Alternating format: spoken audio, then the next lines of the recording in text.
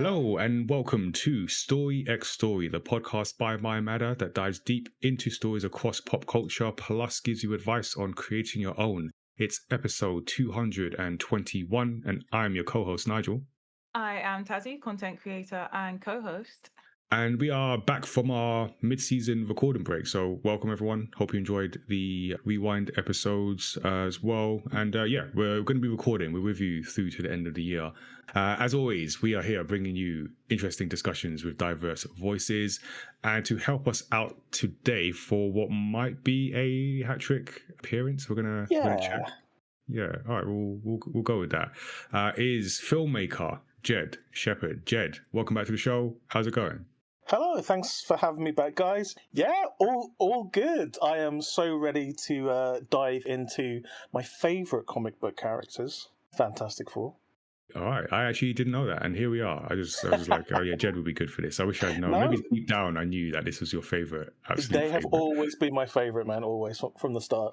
Cool. All right, it's going to be fun. I mean, it was going to be fun anyway, but so listeners, you can subscribe to Story X Story wherever you get your podcast from. That includes Apple Podcasts, Spotify, YouTube. We're putting episodes on YouTube now as well.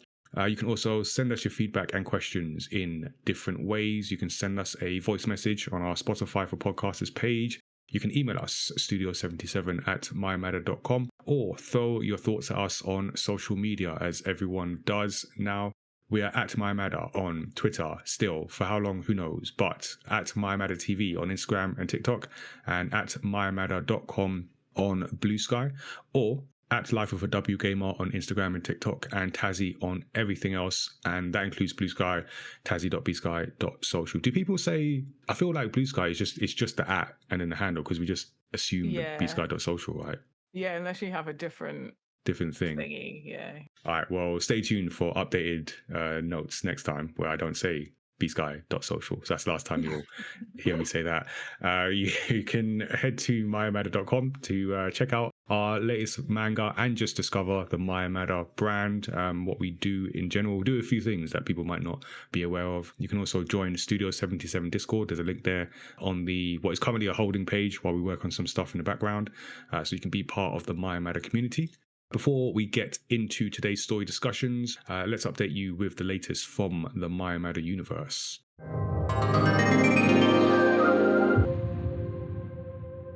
So as people will know, we have a new manga recently released earlier this year.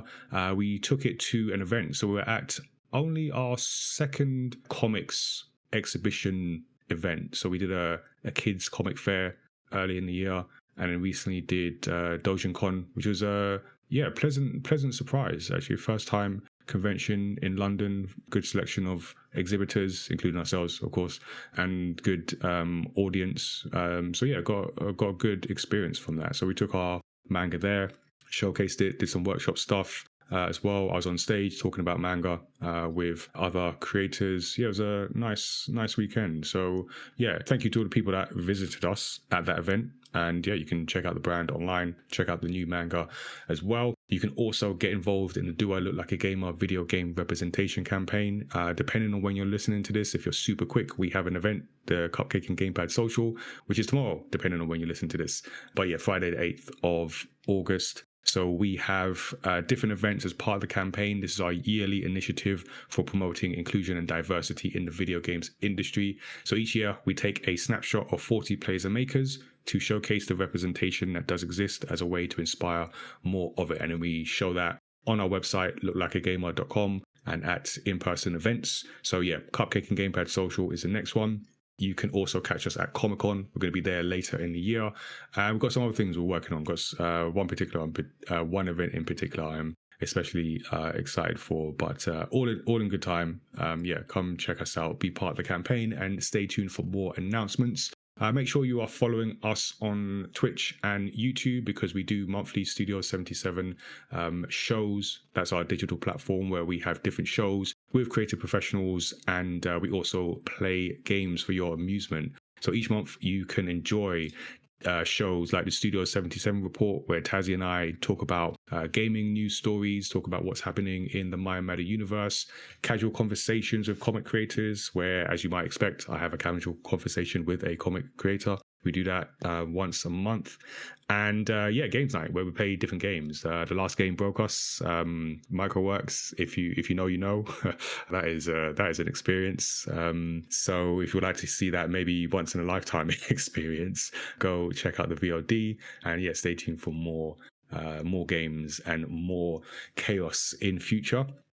You can also join us in bringing some of these things into life. So if you're a young, aspiring creative professional, or one, then check out the Maya Matter Showrunners Work Experience Program. So we have been creating opportunities for young people aged 16 and up to work with our team across comic production, events, and content creation. And we've had a bit of all of those over certainly this year and certainly over the last 18 months. We've been doing this program, so always working on ways to build it. Just shout out to Wolf and Forest Council, who've supported a specific program, and that's been really enjoyable and helpful. So if you're a young person wanting to jump on, get involved, if you're someone who wants to collaborate in that sense, email us, showrunners@mayamatter.com, to find out more. Now you're all caught up with the Maya Matter universe. Let's talk about some of the stories that we've been enjoying this week, but also maybe since the last time we recorded an episode, so last month.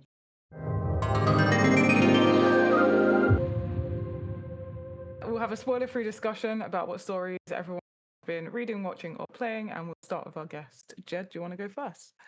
Okay, well, again, thanks for having me back, guys, because it really makes me think about the stuff I'm consuming, and sometimes you can be in a little bit of a bubble and you guys can influence me over what to watch, because sometimes I just watch horror all the time. So I do need other people to tell me what's out there. But we're here to take you out of your box, Jed. Yeah, please do. Here to take you out of your box and put you in the Isekai box. So put me in as many cool boxes as possible. But I'll start with a couple of books just quickly that I've read recently that I love, and I think your listeners will love as well. I read this book called A Short Stay in Hell by Stephen L. Peck. It's from 2009, so it's quite old, but it is such a cool book. It's about a guy who basically wakes up in hell, and a demon there says, "You're in hell, but if you find a book with your life story in it, you can go straight to heaven." So the book's about this guy spending many years looking for the book of his life and meeting all these people on the way in order to try and get into heaven. It's gory in some bits, but it's fun. It's called A Short Stay in Hell, so definitely recommend that. The other novel I'd really recommend is Piranesi by Susanna Clarke. I don't know if anyone's read that, but if you're into Greek mythology and Minotaur stuff and labyrinths and things, you'd like this book called Piranesi. It's basically about a guy wakes up in a maze, doesn't know how he got there, can't really remember his past, but lives in this maze, and there's only one other person in the maze, and you kind of learn how we got there and what this maze is all about as the book goes along. It's so good. And if you listen to the audiobook, it's Chidel Ejiofor who does the audiobook. So good. I don't want to spoil it because it's one of the best books I've read in a very long time. I'll quickly just do a couple of films that I've seen recently. There's a film coming out at the end of August called The Toxic Avenger. If anyone knows about Toxic Avenger, The Toxic Crusader, if you're into the Saturday morning cartoons, you'll kind of know that there's a new Toxic Avenger movie out later on this month, the end of August. And I watched a preview of it. It's really good. Directed by Macon Blair, starring Peter Dinklage as the Toxic Avenger. It's got Jacob Tremblay in it, Kevin Bacon, Elijah Wood, loads of cool people. And it's about basically a nerdy guy who gets covered in toxic waste, turns into a superhero, and tries to beat the bad guys. It's funny. It's gruesome. It's pretty sick in places. Loads of weird creatures in it. But I definitely recommend it. It's really fun. Just seeing Peter Dinklage play a superhero is always good. I do a couple more. Bring Her Back's out in the cinema now. If you haven't seen Bring Her Back, it's the latest movie from the guys that brought us Talk to Me, the Philippou brothers, and it's about a brother and sister who are basically in a foster home with a foster mother, played by Sally Hawkins. and all is not what it seems. That's all I'll say. It's one of the best horror films I've seen this year, but by far, really scary, really unnerving. Yeah, it just leaves you with a sense of dread at the end of it. So yeah, definitely recommend bringing her back. I'll throw in one more. I would say, there's a film called Watch the Skies that came out. I think came out last month in certain cinemas. I did the Q&A at the world premiere of Watch the Skies. Basically, a Swedish UFO movie. And the interesting thing about it is an AI company dubbed it into English, so they didn't need to remake it into English language. They got the original Swedish actors and they redubbed themselves into English. And this AI company called Flawless redid their mouths. And you might think that it might look weird, but it doesn't. You get used to it so fast. And it's a really good film. Feels like an Amblin Spielberg movie about a little UFO group in Sweden who, want to find aliens, and maybe they do, maybe they don't. But yeah, it's really good. Watch the Skies, it's called. Or it's called UFO Sweden in some parts of Europe as well. But yeah, that's me. Like, I've been busy. That's a good list. Yeah, that is a good list. All right, I'll try and get through this as quick as possible. I'm going to group where necessary. So watch Kpop Demon Hunters, which is amazing. Go watch Loved it. Yeah. I wanted to watch it anyway, and then my cousin was like, "This is a great hangover movie," and so we watched it, and it was just a great movie, full stop. Yeah, definitely recommend it. I cannot get the soundtrack out of my head. I started playing Grounded 2, which is the sequel to Grounded.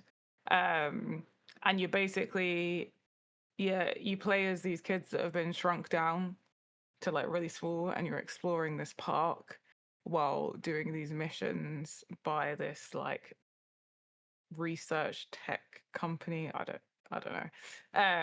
But it was a lot of fun, and it has a really good, if you're it has a very good arachnophobia mode where you can basically turn the spiders into blobs.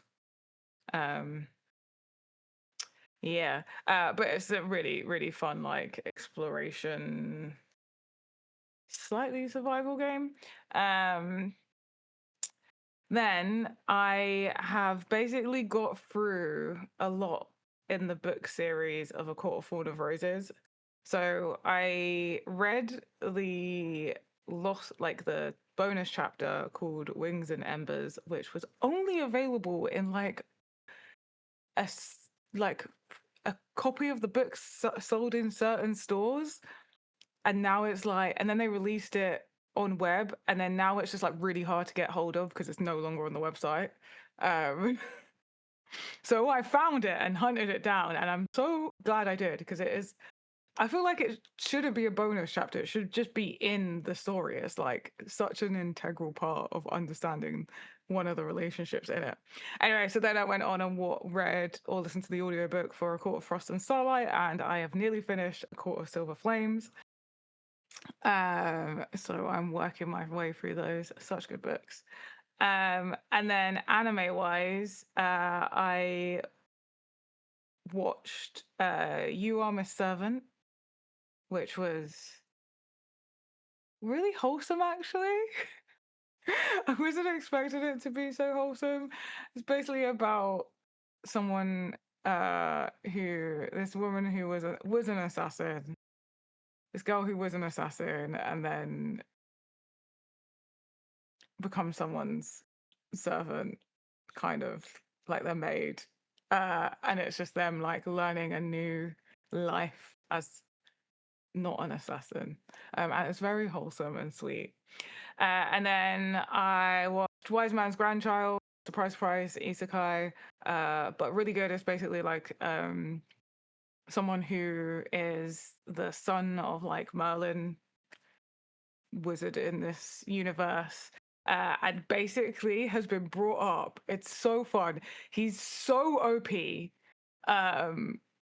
which is like common for an isekai, but he's like so unaware of how OP he is in this universe, because he's just been raised by all these great people, and they're all like, he has all these important people that are his like uncles and aunts, and like his like the people that he sees as his family are like really important, and it's the way he behaves around when he goes into like actual society is just hilarious. And then I guess on a similar vein, I'll become a villainess who goes down in history, another isekai. And she's like, it's so funny. She's determined to be a villainess, but I don't know how, if she understands the definition of a villainess.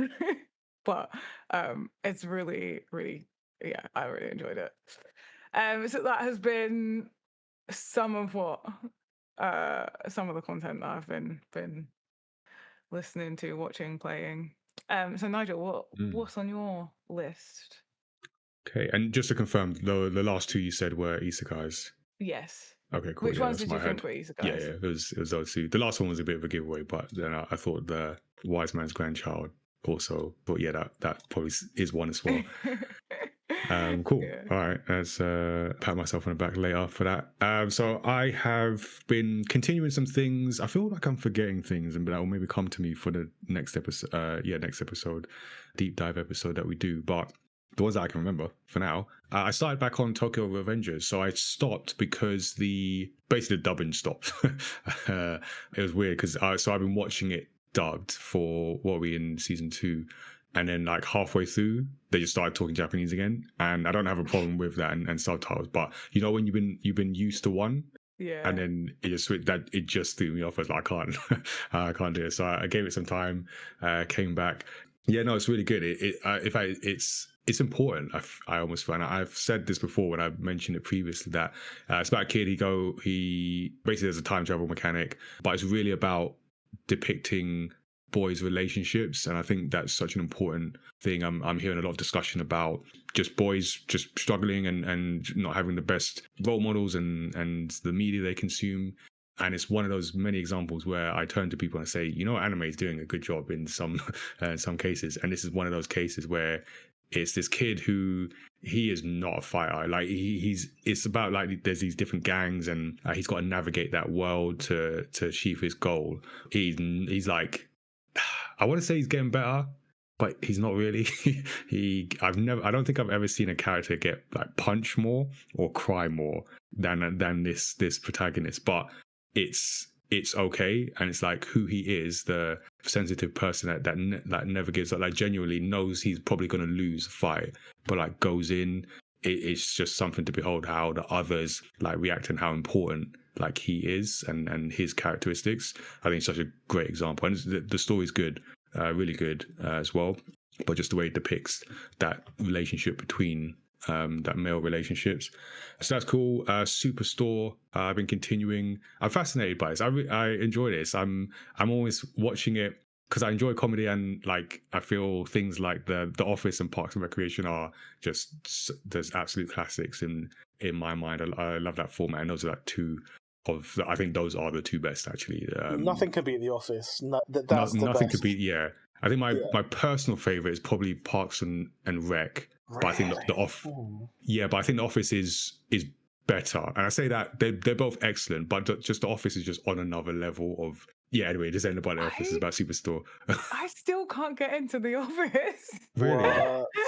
You know what? It's and I love that kind of show, and I Parks don't and like Rec? The Office. I've not seen Parks and Rec. Okay, no. watch it. It's different, and I feel because it's the same people, right? So I feel they've learned some things and they've done it differently. The Office is just because the absolute mundane, and it just made the way it does something special. I feel.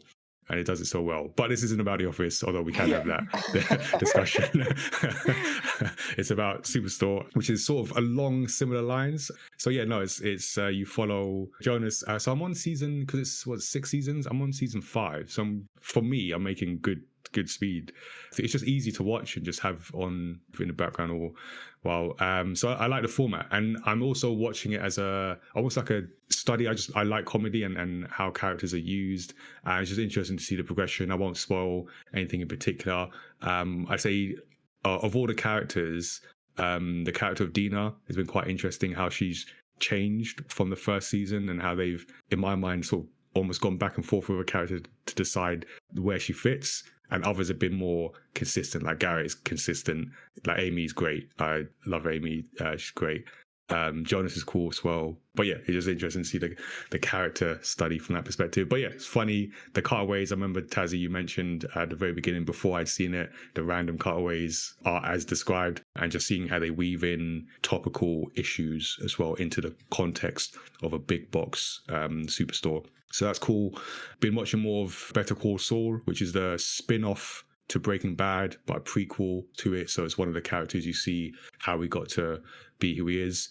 This is a really good show. Like, it's not on Breaking Bad's level, but that's a high bar anyway. So that's not, I don't say that in a negative way, but it's a very good show. Like it is a very, very good show. And it's also tragic. I'm just realizing, because the last few episodes, I was getting like positive feelings. Then I remember where this character ends up in Breaking Bad, and yeah, this isn't going to go well, and I feel it's going to be quite a tragic situation coming up. But yeah, really enjoy that. There's a lot of seasons, which is one of the things that sort of put me off, because I felt I'd missed too many and I just missed the boat on it, but I'm making my way through. Excellent show. Started watching Ironheart on Disney Plus. Only seen the first episode, and I know this is one of those that have gotten the usual backlash when black female protagonist and all that. So I was going to watch it anyway, but also wanted to make my own judgment rather than the random screams of various YouTubers who may or may not have some kind of agenda. So I'd say from my feeling of it from the first one, I would say it's not. I'm not expecting top tier series. I'd put it on the same level. This is just for one episode. I could change my mind after watching the rest of it. As I don't know if either of you have watched the sort of CW shows, The Flash. Yeah, love The Flash. Yeah, I'd put it there. Supergirl. Okay, Supergirl. Yeah, I haven't seen Supergirl, but I assume same. So we're not talking about the greatest shows, but enjoyable. And I enjoyed The Flash. Actually, The Flash was the only one I actually watched of those, but I really enjoyed the Flash. So we'll see. And because I know Marvel are not necessarily different directions, but is like really in the future plans for the MCU. Does anyone know? I thought she was going to be I thought she was going to be the leader at one point, but I don't know. Okay. Of the Avengers, I'm not too sure, to be honest. I'm not sure either. All right, we'll see. But yeah, I said, I've only seen one episode so far, but it seems cool and enjoyable. Just I think one of the things about the just Marvel, obviously we're going to talk more about Marvel, but particularly the series is like expectations, and I feel almost everyone expects Endgame. Like it's got to blow my mind in this, and it has to be on that, and it doesn't have to be that to be enjoyable. Now you can argue whether it's quality wise where it lands, but you can still enjoy it. And I feel maybe some people have lost sight of that. But anyway, we've got a lot to talk about with Marvel. So, and the last one for me is Dandadan, which I've started watching. I haven't finished season one. Actually, I don't know how many episodes are in season one, but I'm enjoying this. It helped that I think this is from the creator of Devilman Crybaby. I don't know if that. Yeah, I don't know if either of you have seen that.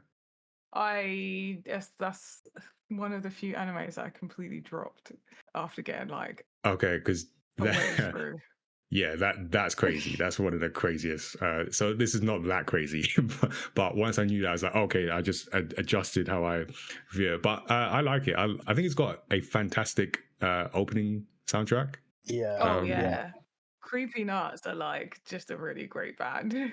Okay. I need to learn more, because usually I skip. I mean, I might listen to it once and I'll skip, but this one, every episode I've let that play because that is a great song. And the show. So you've got a kid who's into aliens, a guy who's into aliens, and a girl who's into ghosts, and then they sort of meet. And it's one of those where I put this in a category just like pure anime. Yeah, And it's I'm trying to insane. think what I mean. Yeah, it's not we don't do this like here in No. here in the West. We don't make this kind of show. There's not even not even a link. It's just like off the wall crazy, but it's fun just watching their interactions and watching particularly the guy just, I guess, from the looks of it, he's like sort of coming out of his shell a little bit, and then the girl maybe getting, because they're not people who would normally interact with each other, and they're interacting with each other in a really weird and random way, and then the whole ghost granny Oh I don't my know, God. It just gets better as well. Honestly, you have it so much to does. look forward to. Okay, I think I've only seen maybe 4 or 5 episodes. Okay. Yeah, so Yeah. super early, but yeah, yeah, So it's much to pure, look it's pure forward to. anime. Yeah. It is. If either of you watched Fully Cooley FLCL, I have, yeah. I've not even heard of that. it's No. like That was in great. that Yeah. realm of just pure Insanity. anime. Yeah. Do you know what? Actually, that's a very good comparison. There are definitely some similarities. Yeah. But yeah. Another one to add to the list then. So, Yeah, it's also an anime I absolutely love. Yeah, this is one of the most beloved FLCL. Yeah. Also has a great soundtrack. okay, Yeah. all right. Well, yeah. If nothing else, then I'll check out. Yeah, I do like the soundtrack for this. But yeah, so making my way through that, and once I get through that, I'll check in again. So that is my list, just a watching list this week. But those are the stories that we have been enjoying. Now let's get to our main story discussion. We're here to talk about Fantastic Four: First Steps, the 2025 comic book film based on the Marvel Comics Fantastic Four, which, did you know, is Jed's favorite It is. Marvel comic. Yeah, there you go. Some trivia for you. Produced by Marvel, of course, and distributed by Disney. It's the 37th film in the Marvel Cinematic Universe. I believe I've seen them all, I think. Wow. Yeah, me too, I think. Yeah. I think so. I have not. You have not? No, I gave up after phase 4 after 4. Endgame. Yeah. Yeah. So I've watched like a couple, but like. Yeah, unless it was on a podcast, I think. Yeah, some of them have It's like just the ones that I really want to watch. And fair. Like, Phase 5 was rough. Yeah. It's so yeah, Vol 37. There you go. And in this case, it's the second reboot of the Fantastic Four film series. Can't blame them for trying. The film was directed by Matt Shakman from a screenplay by Josh Friedman and Eric Pearson. It features an ensemble cast that includes Pedro Pascal, who is in everything, Vanessa Kirby, Ebon Moss-Backrack, Joseph Quinn, Natasha Lyonne, who I love. She's great, fantastic, and many more. So we've been on a break, but I seem to remember I do a recap of the story. But we start with getting the general impressions, quick takes. We'll start with our guest, Jed. Did this film live up to your, what I assume are high expectations? What did you think? My expectations were actually very low because of the previous ones. Yeah, they've never managed to crack Fantastic Four. I still think they haven't cracked it, but this is definitely the best one, Fantastic Four film they've made so far. But I still think they haven't cracked it, but we can get onto that. But I did enjoy it. I did enjoy it. Okay, they haven't. Would you say it's a good first step? No pun intended. Not really. Yeah, no, it is. It's a good first step. All right, Tazziii, we made you watch this. Was it worth the? You didn't make me watch this. I was going to watch it anyway. Oh, okay. All right. I'll leave my guilt at the door. What did you think? Well, I mean, I'm easy to please because I really enjoyed the other Fantastic Four. Oh, seriously? Oh, damn! I didn't even watch the 2015 one. I think I really like for me, the film can be bad just as long as the characters exist in it. Hang on, you like the Josh Trank 2015 Fantastic Four? No, the one before that. I don't think I've even watched the 2015 one. I was going to say, because that one, I didn't even give it a chance. They're not even the Fantastic Four to the last 5 minutes. And just like, what is this movie? But yeah. Oh yeah, no, I don't think I've even watched that one. If I have, it's like not in my memory. So Yeah, it's not good. it's not good. But I am really easily pleased with this. But I really enjoyed it. I think it was a bit light, I would say. Mm-hmm. But I really enjoyed like the dynamics. And I think it done a good job of like explaining their backstory without spending too much time on their backstory, if that makes sense. So if you're completely new to it, you can still come along for the ride. But yeah, it did feel a bit light. That's a really good point, I think, because I am a big fan of not like spoon feeding the audience. Like the other films, like it's like, yeah, we get it. They went into space. They you know. But with this, it's almost like the film's saying, look, we know that you guys know the backstory of the Fantastic Four. Here's the actual Let's get on movie. with it. Yeah, which I really, really appreciated, because I'm sick of origin stories. Like, who the hell cares? Just go on to the action. And I think it done a good job of like the origin story being built into the world building rather than the like here is the Exposition. characters. It was like because it was like through the TV show we did hear it a lot, but it was like that was more of a world building thing than a character origin story. Yeah, exactly. And I just, oh my god, I love the retro futuristic. Oh, love that My stuff. heart was all Set over design it. was insanely good. Yeah. Yes. Oh my god, every little retro future element. Yeah. Oh, I just The absolutely furniture, adored it. just everything. Everything. There Herbie was the just robot. oh my god, I love Herbie. And there were all these like little details that I know like every time I watch this film, there's going to be something I didn't notice that I'll get excited about. Exactly. So I liked it. You know what, I was watching it and it gave me feelings of the first Captain America, not in terms of story or anything, but in terms of at the time I felt I didn't enjoy that too much, because I felt it was light, as Tazziii said, but then looking back, I think like Captain America, maybe the best sort of trilogy. I'm gonna ignore the fourth one, but trilogy of in the MCU, and that first one set up what was to come. So that was the context with which I took Fantastic Four, because I also felt it was light, but it worked. It was simple but effective. It was well executed for what it was, and to me, it left me thinking this is a good setup for what I assume is to come in the future, and it gave me hope. Actually, it gave me hope, because the last one I watched was the Thunderbolts, which was I also really enjoyed. But after Captain America, I was that was rough. That was rough. But we're good on this. So I'll do a recap and then we'll get into it. So this is a story that takes us to Earth 828 in 1964, where the world is celebrating 4 years of Reed Richards, Sue Storm, Ben Grimm, and Johnny Storm becoming the Fantastic Four after gaining superhuman abilities from exposure to cosmic rays during a space mission. Since then, they become celebrities, while Reed's inventions progress technology and Sue's diplomacy via the Future Foundation organization has led to peace for much of the world. When Reed and Sue reveal that they are expecting a child, the world prepares for the new arrival and questions whether the child would also have superpowers. I think they're doing bets and stuff like that. But then the Silver Surfer arrives and declares the planet has been marked for destruction by Galactus, a planet-devouring cosmic being. Reed verifies the claim, and the team finds Galactus before he comes to Earth. As they arrive at his planet buffet, the planet is destroyed by Galactus' ship and the team is captured.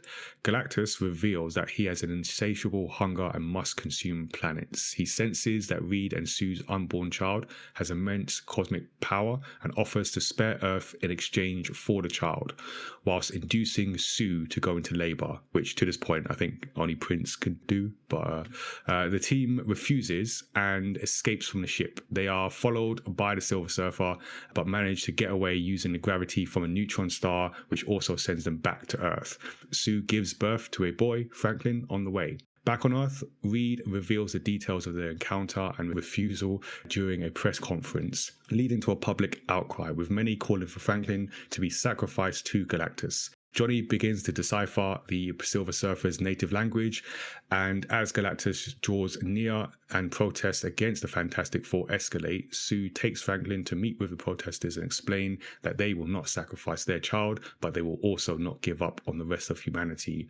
Reed devises a plan to build a large teleportation bridges across Earth so they can transport the entire planet to another solar system where Galactus cannot reach them.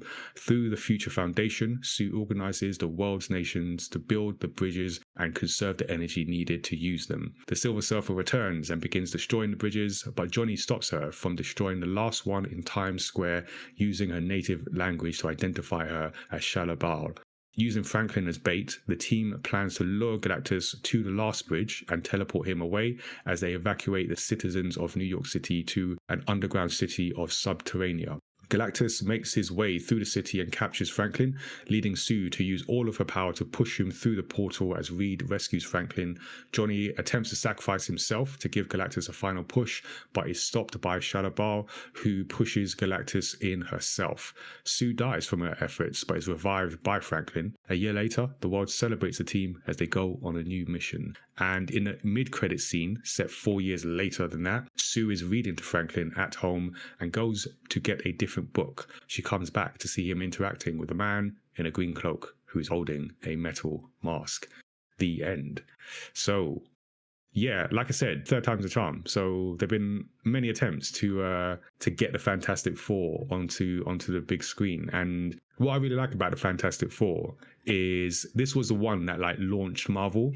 I was telling someone this over the weekend. I think I was just talking about just Marvel stuff. And as I understand it, and if I'm wrong, Eva can correct me. So Stan Lee was making comics not under Marvel. It was at Timely Comics, and he had a few. I know he had Captain America and some other ones. Wasn't working out. Wasn't where he wanted to be. He was going to give up. And then I think I read his wife essentially said, if you're going to give up, go out on what, do you basically go out and give it one more go. He did Fantastic Four, that blew up. Marvel, and the rest is history, as they say. Is that generally the story? Yeah, I think basically that's it. And then there've been a couple others, but I feel it felt like Fantastic Four. There's a lot of pressure on it to at least not be terrible. And as I said, I was worried after. So this year we've had Thunderbolts, which I think was really good, but did underperform at the box office, and Captain America, which was just not a good film. So there's a lot of even more pressure. Do we feel like is this film a sign of some recovery from the franchise, if you accept that it's been on a downslide since Endgame? Well, I think Marvel really, really, really need the Fantastic Four to do well, because in the comics, from my point of view, the Fantastic Four are central to the Marvel universe from the very start. It's because, like, in the comics, they are the people you go to when the world and the universe is in trouble. They're the first port of call. So when you're up against Thanos, for instance, of course you would call on the Fantastic Four. Like in the comics, that's what happens. You call on the Fantastic Four. They will save the day in most cases. So I think they did just enough to make me interested in the future of the franchise. Though we can maybe come on to this later, but I think they put too much into this one film. Like, this should have been a 3-film arc. It should have been, this film is Fantastic Four fighting a bunch of monsters, creatures, bad guys, and then at the end, the Silver Surfer turns up and says, "Hey, Galactus is coming." Okay. Second movie should be them with Doctor Doom, who's part of the Fantastic Four universe. Doctor Doom, maybe you can have a little cameo, some Spider-Man, like in the comics, and they're gathering the team together to fight Galactus. The third film should be the big one where the entire Marvel universe fights Galactus. That's what it should have been. But how they're doing it now, they're making Doctor Doom big bad of the Marvel universe. What Galactus surely should have been the proper bad. but they quite easily dispatch him in this movie, Yeah. which is really hard to believe. Even though I know it's in the comics they do, but I just think they put too much into this one movie, and I would have loved to see more of Fantastic Four shenanigans, fighting all the classic bad guys that they fought throughout the comics. Before you get to that, yeah, because if it's almost very rushed, I think there's too much happened. That's interesting you say that for a film that is, I feel, was quite light in terms of plot. It's still quite, and it had too much in there. You're saying, well, a lot I happens, get what but you're I saying. feel like we don't get to really know these characters, know these characters. Like Ben Grimm, he's such an important, grounded character in the comics. He's like us basically, even though he's like a monster essentially. Yeah. But I feel like they really rushed his story with his love interest, Natasha Lyonne, which to me they really missed the trick, because the love interest should have been Alicia, the blind girl who's the daughter of the puppet master. Because the reason why he gets her, she's blind, and she doesn't mind the fact that he's a big massive monster. And just little things like that would have made us, like these characters a little bit more. Johnny was just too one-dimensional, I thought. I like this. I like the Sue and Reed dynamic, though. I really did like the marriage. It felt like a marriage story. They felt a marriage story. Yeah. I thought Johnny was a little bit one-dimensional, and I think they rushed Ben stuff. But like I said, I did enjoy this movie, but I would have done it a little bit different. Okay. Yeah. All right. Tazziii, what do you think? You've seen this as a sign of recovery? Did you get what you felt was needed? I it doesn't make me want to watch the MCU. Okay. If that answers your question. I was actually a bit at the end when at the post-credit scene when it's Fantastic Four returning in Avengers Doomsday, and I was like, wait, what? So we're just going straight from one movie that was a light movie, and I think you explained it perfectly. It's because they just kind of rushed it. But yeah, and then I'm like, oh, so now I have to watch everything else just to get more Fantastic Four, and you've kind of just given me the taster. You've given me the free version of the app that you have to pay to get the full version, even though it said that it's not a paid app. Which would I said, I enjoyed the movie, so it wouldn't have been, but that bit disappointed me then, because I was like, oh yeah, excited for Fantastic Four, but what I got was I need to get the upgrades to the whole cinematic universe. You need to subscribe to get the subscription plan. And I just want Fantastic Four. They're already an ensemble. They don't need ensemble. Yeah, they've got enough. Else. Yeah. That puts Marvel in an interesting position, because there were sort of the two goals of this is establish the Fantastic Four. So we talked about the previous films. So we had two of the first attempts, sort of 2005 to 2007. Which is decent, not great. This was Michael B. Jordan. It was fine. No, this wasn't Michael B. Jordan. He was on the next one. It was the 2015 one. The 2015. This was Chris Evans before Captain America and Jessica Alba. Yeah. And cool. All right, got it. So they got two films. So the first one, Fantastic Four, and then Rise of the Silver Surfer, and then the reboot, which was just abysmal. I just skipped. I saw it. And I was like, nah. I just terrible. I hear, because this is the one that had Galactus as a cloud. Was it this one? It's kind of like an amorphous kind of Yeah. I was like, what? I was like, what? So those weren't done by Marvel. Those were when Fantastic Four was owned by Fox, I guess. Yeah, they had that. And this is Marvel establishing the Fantastic Four in the MCU. So they've got that goal, but then obviously you've got the wider context of everything is connected, and it has to lead up to the bigger ensemble thing. So I felt that I did, and I see what you're saying, Tazzy. And going back to my Captain America example, I guess different time. We're all innocent and unaware back then, but we got Captain America. We got the first one. We got Civil War, which did do some of that ensemble kind of mixing, but it was very much a Captain America story. And then we put him in the bigger picture. So that was paced quite well, and it does seem like they're skipping, if we say that's the quote unquote the I don't know the right way to do it, but we're skipping that middle bit and going straight to it, where maybe we want to spend some time with the characters. So yeah, I feel that the only way they can correct it is by bringing out a Fantastic Four series. TV show. Yeah, I'd watch that. I they would have a lot of absolutely watch adventures. it. Yeah. I'd watch that, I would actually. so be down for that, especially because then they could explore more of the like home life. Yeah, relationship building. Yeah, because that's what I like about the comics. It's almost like the Flintstones, where it's like a family that you can go back to, and you kind of know how they'll Jetsons. act. Yeah, the Jetsons. Yeah, very much like the Jetsons, in fact. But I like the retro futurism as well, Tazzy. And just the set design, the costumes were all, and the props just all on point. Like the Fantastica look great. Yeah, and the spacesuits were like awesome. Like, but I don't know if you know, Tazzy, because like at the end of the Thunderbolts, the Fantastic It Four hints to scene, in the I've not watched Thunderbolts yet.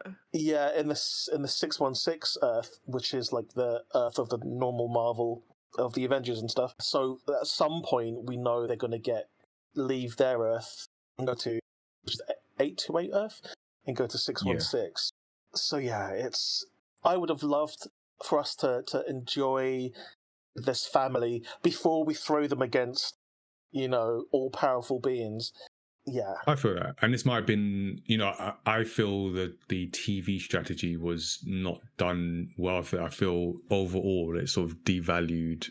I mean, this is maybe a general sort of streaming criticism as well in some cases, but from an MCU sort of devalued. And I think, I mentioned Captain America. I think that was one that suffered. I mean, that wasn't the sole reason. I just it wasn't a very good film, but essentially it was a film that said what had already been said in the TV show, and then didn't really say it as well. If you even think it said it well in the TV show, it said it worse in the film. So it's sort of redundant in that sense. So that's a bad example. What you've both just said about the Fantastic Four, maybe seeing a bit of the interpersonal dynamics between them, more of it, give more space for those relationships, and then you care more when they get to the higher stakes. Now, obviously, we haven't seen what's to come, so there's what they've done before is a good way because it's been done and it's proven, but maybe they there's still to come. If they had released this film a few years before Endgame and let people enjoy Fantastic Four, have little cameos in some of the other films, and then the Fantastic Four was an Endgame, then Fantastic Four could take over from the Avengers properly and be literally the first family of Marvel. But like now, it feels like the biggest threat the Earth's ever had is been and gone. Like, so, like, why do you need the Fantastic Four anymore? It's like such a shame. It's like a downgrade. We sorted it. Yeah. It's like Doctor Doom. You can beat Doctor Doom any day. He's like, he's human. He's, we've done way more. Just cleverer than him. Interesting. Okay, I'm going to come back to the wider content because you make a really good point, Jed. Yeah, let's go into into this family and just think about why what they got right to make something that we don't hate. So at least there's that. And I think you mentioned, Jed, that this isn't an origin story, and I think it seems people are getting the message, even with Superman, which I also watched and we got coming up, where we don't need to do the whole origin thing. We've got a sense that at least at this point in human history, people know who these characters are, especially this one where we've had sort of previous entries relatively recently. So that was good. We skipped past that bit and just got to it. The story, like, it is simple, but simple doesn't necessarily mean bad if you do it well. So we get some family dynamics. We could have had more. I know some stuff was cut as well, but we get some before the first steps. I wonder, did any of you feel, because as I was watching, I was like, I pretty much enjoyed it sort of all the way through, but in the early phases I was wondering, is it starting slow? Because there wasn't much action. It did take its time, even though like we said, it's quite light, and it was also a very short or relatively short film, but it did take its time to establish that family dynamic in some sense before getting to the quote unquote action. Did you feel that? I mean, I didn't notice that too much, and they kind of gave us like a montage of because they basically drop us into the world where everyone knows about the Fantastic Four. Fantastic Four are already famous, so we see news reports and like basically a montage of like things they've done in the past, like fight the Giganto and the Mole Man, and that's and those big apes. And Reed mentions all the other kind of bad guys he's kind of like got control of. So I feel like everyone knows this film is about Silver Surfer and Galactus, so they kind of went straight to the big guy. Yeah, I appreciate skipping the niceties. You can dedicate some time in the film to other more interesting things, and then there's that whole sense like audience don't feel like they need to do a whole bunch of homework. Maybe that's to come in the next film, but for this, it was relatively self-contained. There was a beginning, middle, and end story in this, and I feel that's something not to be completely forgotten. Obviously, there's time and place for Endgame, which I think is fantastic. But yeah, sometimes you just want to enjoy what you sat in the cinema for. I do. I am. There are things about the dynamic of this group that interest me. That Reed and Sue, husband and wife. You've got Johnny, Sue's brother. You've got Ben, Reed's best friend. But then it made me think, okay, so you've got Reed's best friend living with them. Sue calls Franklin Benjamin Richards. It's is this Rebecca? Because it's like, why is he living there? It's like Reed's an busy interesting dynamic. Yeah, Reed's busy in his science. And what's Ben and Sue up to? That's what I was thinking. But you're insinuating something, Jed. No, I think Reed's fully into it. Like that's the weird dynamic going on here. Jerry Springer, who is the father? Exactly. But like, no, I like like I said, the marriage stuff. Again, I don't think we explored Johnny too much. I think it was quite one-dimensional. Yeah, he likes girls. There isn't much to him.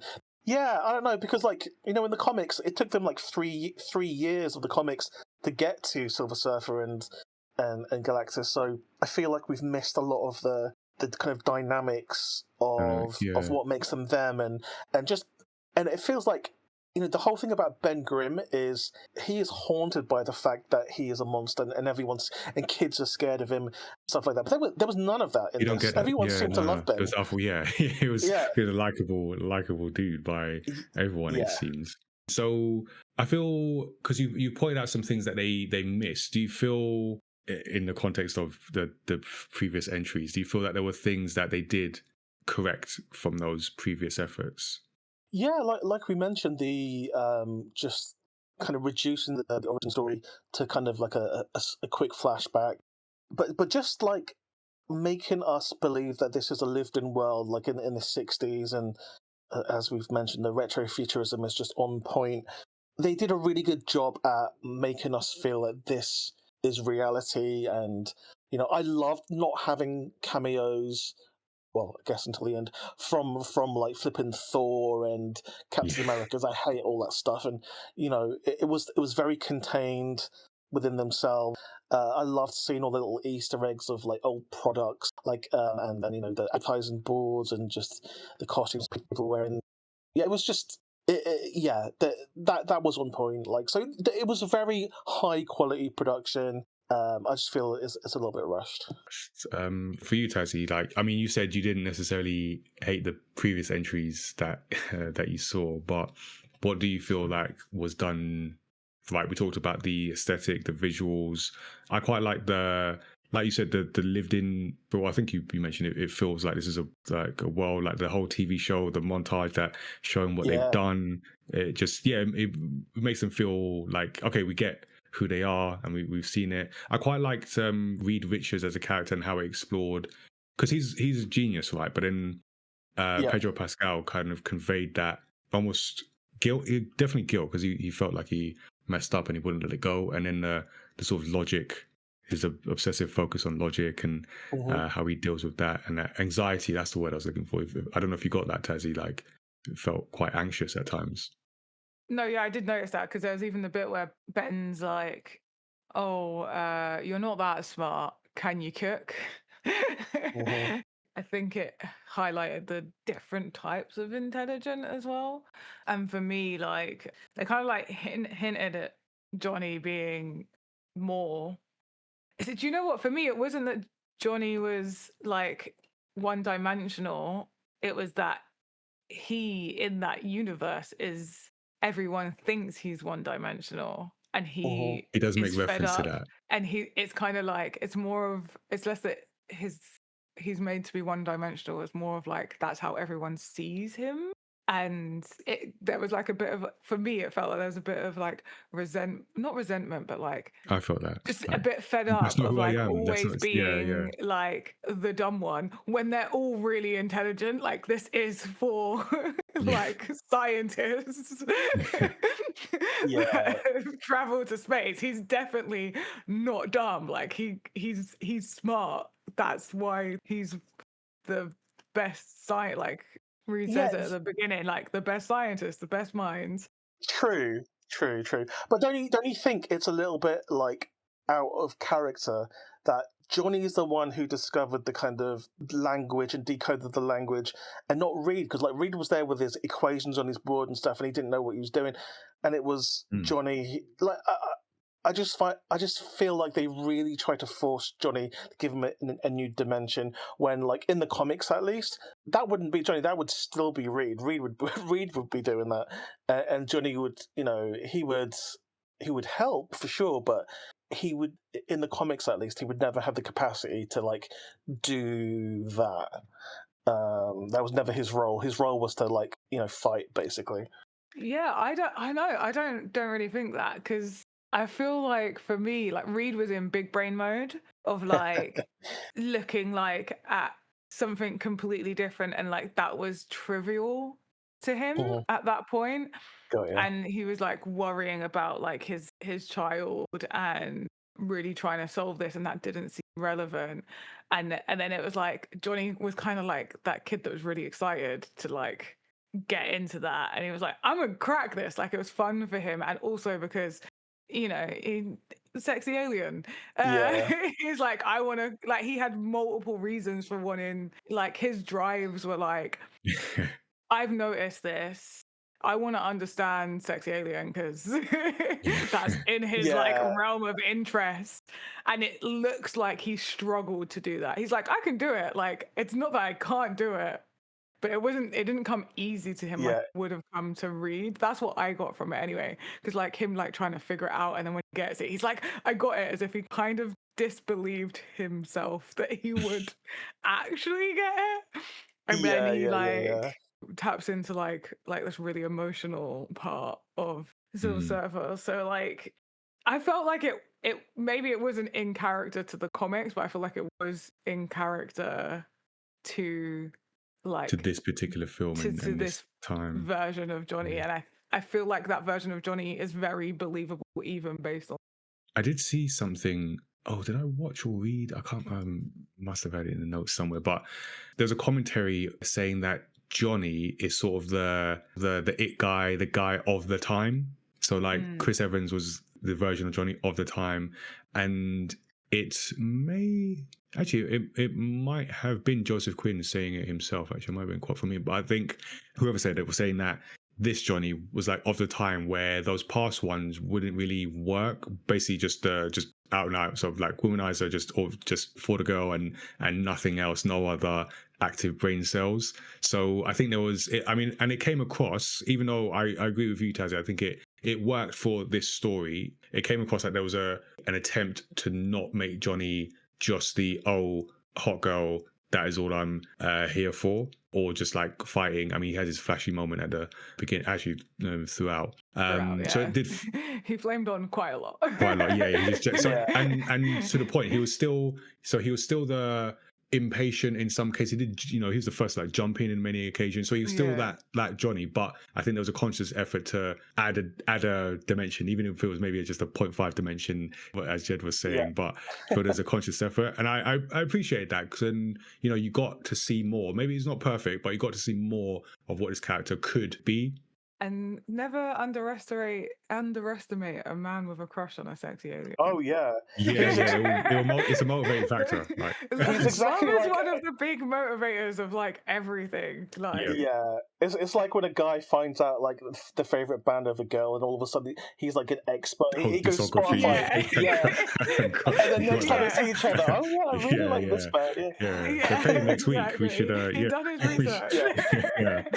So no, I appreciate that, and it worked. So I feel that there was a good effort in there. Obviously, I mentioned Galactus was Galactus, and not just some random cloud. That was the one thing that I saw of the 2015 one. It was interesting. Like, I feel Sue Storm was an interesting character, not just because I don't think we've ever seen. Have we ever seen let alone a pregnant superhero, just a leading character in a film be pregnant and not have them sidelined for the rest of it? I don't know if you've seen much of that, but in just her as a character, she had purpose. I don't know how well she was depicted in the previous ones. Obviously, I didn't see the 2015 one. Vaguely remember Jessica Alba, first one. In fact, probably just remember that Jessica Alba was in it.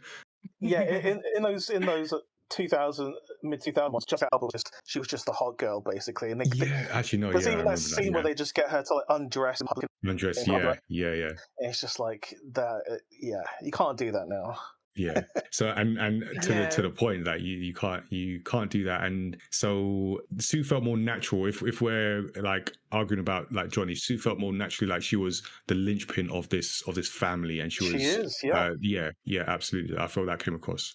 There was even a comment, and I wonder if they were trying to be like kind of meta about it, but before they go back into space while she's pregnant, and Reed makes a comment on like, this is going to be the first time a pregnant woman has done a lot of things. I don't know if they were trying to be meta there, but I feel like it was accidentally if they weren't, because it's kind of like that it's not been done. And I just, that whole like thing of like, oh my God, imagine giving birth on a bloody spaceship.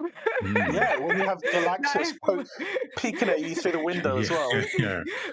Like that whole, I was stressed for her, like, and it was just like a very like emotional driving point, but like such like a powerful moment. And I think just the whole journey of like her pregnancy and having the baby, like for me personally, like there was a lot of like emotional points as like the fact that they like were trying for 2 years or whatever, and then they gave up on trying, and sort of like they worked through it and became okay with like not having a child, and then they do, and then there's this massive risk, and then they're worried about all the powers, and like there's that whole thing. And then I feel like, especially like as a woman and someone that does want like children at some point, like it took me through like this emotional roller coaster, and like seeing that on screen, I don't think we get to see like real women and like pregnancy represented like that. Definitely not in a superhero film, no. and definitely not as like she didn't get left behind. She's like, I'm going. That's what my assumption was. It wasn't even a question. It was without a doubt kind of thing. And just to be presented, I think like it just showed like just working women in general, like that. It's, I don't know, like there's just so much to it. It's hard to talk about because there's so many was an amazing layers. scene.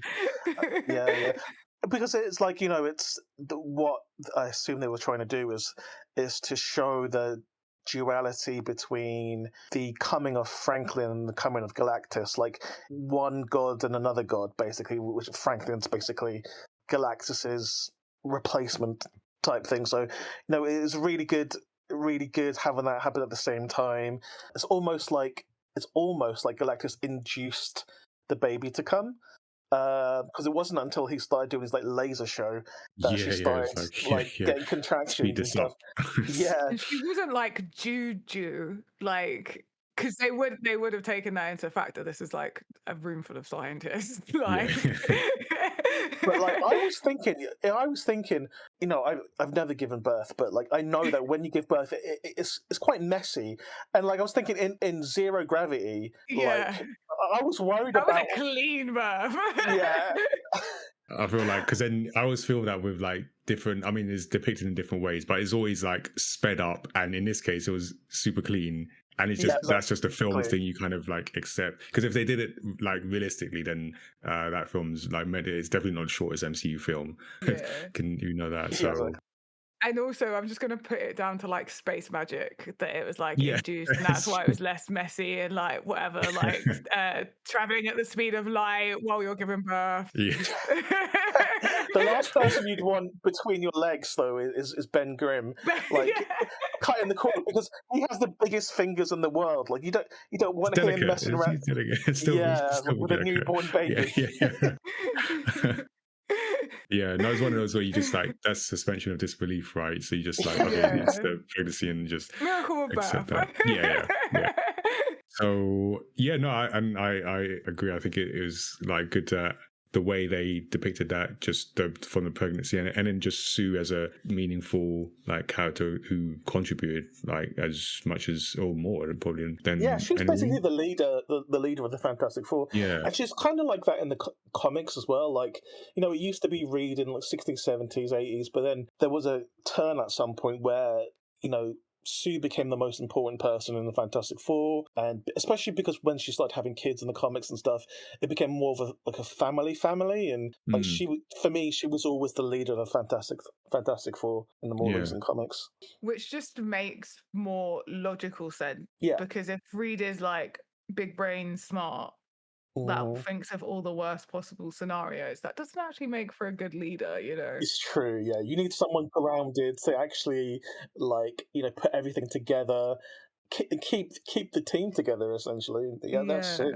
No, she does, and she has that moment where, because Reed, again, the anxiety thing that was just ongoing for him, sort of, it took him out a bit. Because, like you say, Taz, he has that line that I'm always thinking of the worst. It doesn't mean I want it to happen, but I'm always thinking about it. But then Sue has the moment where she's got to convince everyone that, you know, because they say they're not sacrificing the baby. The people turn against them, and she has that speech where she brings everyone back on side. And that characteristic, that moment is important for like leadership. You gotta get people on side, especially when they start turning against you. So I did like that element of the film where, because like in the comics, like it seems like everyone hates the Fantastic Four in the comics, like the people in the city, because you know the Fantastic Four, they save the world, but they smash up buildings, they cause a lot of damage, you know, so you know they have a lot of people not liking them, and it's always made me laugh. Like these people, or they're so selfless, all they want to do is save the world, yet they have to deal with this when they come home, deal with all these people who absolutely like hate them. So it was good to see it in the film, like, you know, that represented. yeah, generally speaking, everyone, it was quite a loving for the Fantastic Four in this world that they're in. Apart from that was that stretch, but Yeah, apart from like Act 2, like yeah, they were really famous and loved at the start, and then you know everyone hated them because they didn't sacrifice their baby, and then you know at the Which is just end. a ridiculous thing to expect. Yeah. You don't even know that baby for that long. Give it up. You just met. So one of the things I did want to come to, because I think you both like either directly mentioned or hinted at the lightness of the film and sort of rushing, even though it's one of the shortest MCU films. It comes in at under 2 hours. And I don't know exactly which ones, but I know there were entire sequences that were actually shot and some people might have seen, but then removed from the film's final edit. and those like focus on the teen's backstory, some of the early years. So I think the most notable one that I know I was aware of before going into was John Malkovich, who I didn't realize was in this film. I didn't see. I just read it beforehand. So his Red Ghosts was now simply referred to by name only, and we saw like one of apes is in that montage, which I think Reed was kicking off a bridge or something.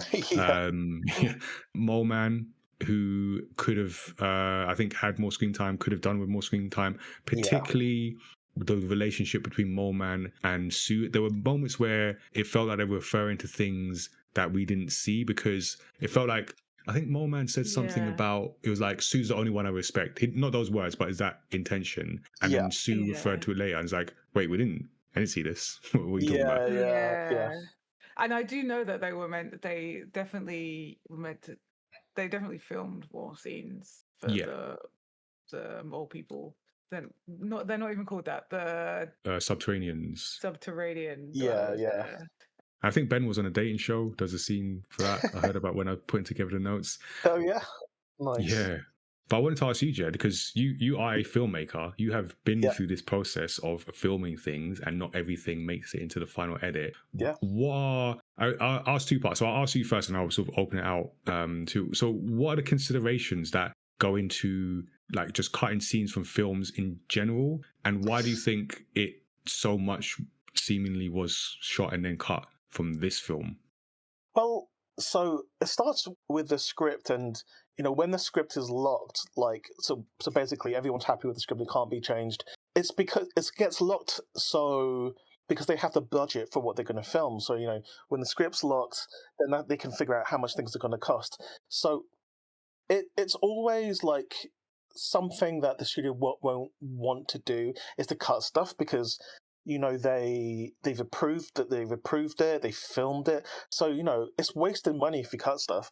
So the only thing I can think of is there's two things: either in the edit, they realized that those scenes didn't work as well once it's executed, or it could be like when they did test screenings, which they will do a lot of test screenings, and they ask the audience what worked, what didn't work, what would you cut, blah blah blah.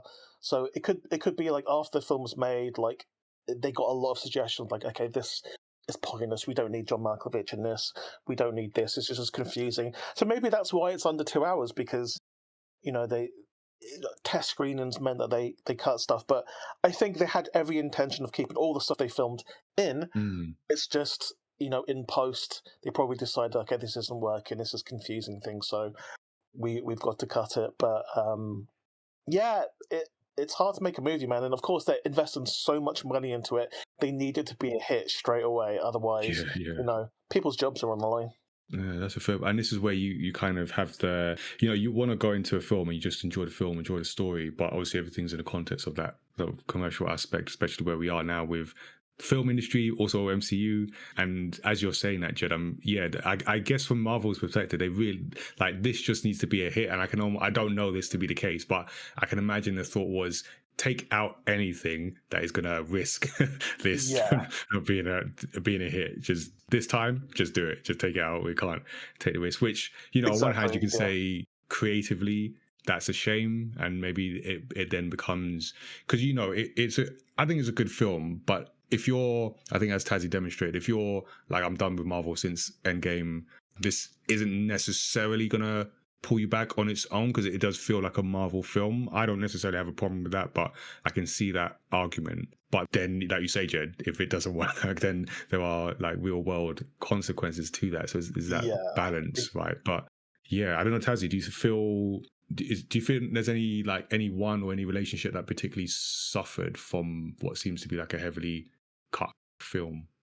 I don't know if there's anything that I would say particularly suffered, but it also depends on like what the scenes were that were cut out. Because if there's a lot of like backstory that was cut out, I feel like that's a good thing, because it was, I don't know how, like, because I don't know what those scenes were. Like, if I didn't know, then it's worth cutting them out, because otherwise the film would have felt longer. Yeah, Tazziii, would you have wanted more Natasha Lyonne? Because I know you like her. Would you have wanted more of her? I would have. I I think she's think great. so. It depends. Do you know what? Actually, I would have liked her and the I don't know what her role is. The like lady that follows her about everywhere, like the UN. Oh yeah. What's her name? Um, Yeah, who were basically barely in it. Like, yeah, because it seemed like that was like a dynamic of like Sue and like her backup basically in the political yeah. navigation of things. I feel like for me maybe that was slightly lacking, and you also already mentioned like from the Subterranea.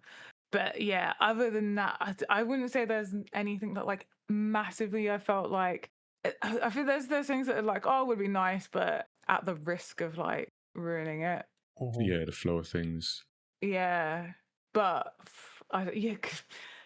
yeah, I don't. Yeah, I don't know. I feel like maybe adding it in, it would have still been enough. And I don't imagine that it was good stuff. Not. I'm sure it was good stuff, but not that it was like it wasn't It's essential not stuff. additive. Yeah, it's got. I think Yeah. for me, the two main things that I felt like as I was watching it was the Mole Man and Sue relationship, because it felt like I mentioned that they were referring to things that we didn't see, and if you were referring to it, it's like I felt like something missing. And then personally, Ben and the teacher, she was the teacher, right? Natasha Leon. She was. You know what? They Something to do with didn't. school because she came out with the kids, right? Yeah, so they didn't properly explain it, but like, so she's either a teacher or she's a rabbi, because Oh, because she was in the community center thing. yeah, so they didn't like they didn't properly explain it, and I reckon there was probably quite a lot of stuff cut out with her. Yeah, maybe to the point. Yeah, but like, Yeah. yeah, she could be the, but yeah, she was with the kids, so you could say a teacher, but yeah, yeah, That was I another wanted one there more of because her. yeah, I would have, yeah, because I think she's great, and just yeah, that relationship to give like Ben a bit more depth in his character. But yeah, and like the John Malkovich thing, because I didn't know that until relatively recently. That's something that we missed because they shot it and it might have been cool to see, but in terms of the story that was told in the end, it wasn't like there was a John Malkovich size hole in there where you couldn't get your head around what was missing. That could go, but yeah, it was just for me. It's always those things that might be referenced to or hinted at in what is left, and then you start to think, oh, did I miss something? But yeah, it was an interesting decision. But I think yeah, they leaned on the side of just make this a hit. It's this can't mess up. Because can you imagine if, I mean, I'm not saying the Fantastic Four is the best Marvel film or anything to that point, but can you imagine if this absolutely flopped? Like if this was Captain America, basically. If this flopped, there would be no more Fantastic Four ever again. Ever. I Yeah, feel it's like. cursed. Like It's cursed. I'm happy that they just went for safe, because I feel like that gives them like doing safe and having it received somewhat well, even if it's not like amazing, gives them then scope to then for the second Fantastic Four solo film to be Yeah, Yeah, like to do existence. more with To be it and yeah, take more risks with that, because we've re-established no, Fantastic Four is good. It's no it's longer good. this Yeah, terrible thing that the we all curse is lifted.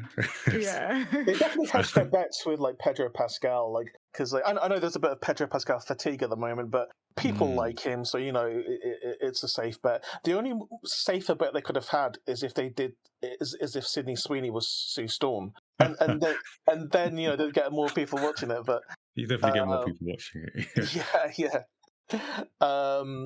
But you know I think I think this film's done all right for them. I think it's, you know, critically it's done really well. I think it's got a lot of really good reviews, and yeah, you know, I think for me it's made me interested in the next in Avengers Doomsday for sure. Yeah, But I'd go with that. And we talked a bit about the ending, and as you mentioned, that's where we then the critique around it in terms of like the relative ease as which they dispatched Galactus, who's like yeah, this massive villain, but then also that's when we start to see the tie-in, especially with the mid credits scene, a tie into what's to come next. In terms of the choice itself, because what we see is you know, we establish this family. They go on this. I was going to say go on this trip. they go on this journey. And they're faced with this choice, like give up the kid or, you know, sacrifice a child to save the world. But they come up with another option. And I wonder how, for you both, that final act does it land emotionally? Because as I put the notes together and I try and just look at different opinions, I got this. This is from Vanity Fair by Richard Lawson. I just read out this quote because this is someone who maybe didn't quite care for what they saw. They said it's hard to care about these characters and even harder to root for them when they make a pretty selfish choice about the future of humanity. So I know which choice he would have made. Little of its tepid humor lands, and the winsome detail of the film's opening minutes quickly falls away so that the rude mechanics of plot can be dealt with. It's yet another middling entry in the post-Endgame tradition, a film that doesn't launch the franchise headlong at the future so much as it glumly drags us towards it. So yeah, that didn't quite land for them. What do you feel? Do you feel like it works in the end in terms of the emotional hit of the decision they made and how they executed it? I mean, I do kind of agree a little bit with that. The fact that they did make the most selfish decision they can possibly make. I know it's difficult to give up the kids, but like, if I was like in this world in World Jed is 828, front row. Give up the kid. I would be like, you guys are evil.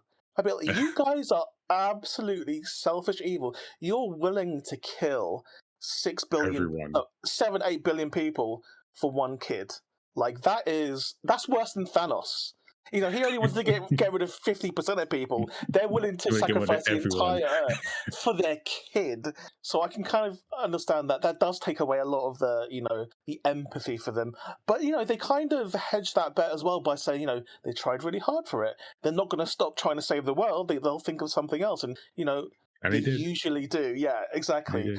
But I think that last act, for me, it felt rushed, and I think they didn't put respect on Galactus's name at all. He should be really flipping hard to beat. It shouldn't just be, Sue Storm pushing him away or whatever. It should be the entire, superhero universe against Galactus. That's how it should be. He's literally the eater of worlds.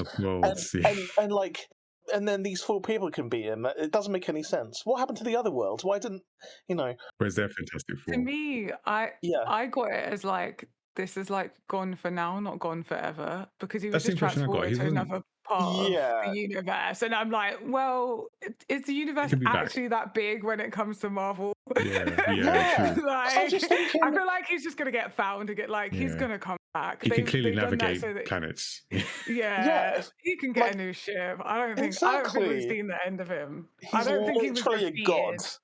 Yeah, we've pushed him away to a different part of the galaxy. Yeah, he'll come back in like 5 minutes. What are you guys doing? It took him a long time to get there in the first place. I guess. So it will take him some time, but I think it was just like, when someone's coming over and you haven't tidied, so you just chuck everything in the closet, and then you eventually find close something the door. They can't go through this door. Yeah.